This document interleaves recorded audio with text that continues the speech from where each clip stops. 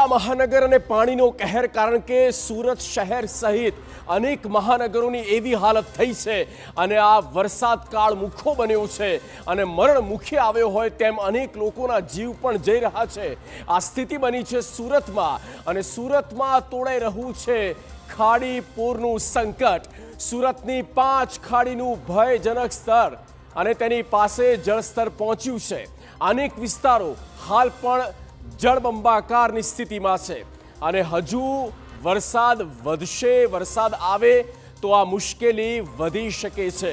સુરત શહેરમાં અત્યારે વરસાદ થંભ્યો છે પણ વરસાદ થયા પછીના જે વિનાશકારી જે તસવીરો સામે આવી છે તે તેની ભયાનકતા દર્શાવે છે।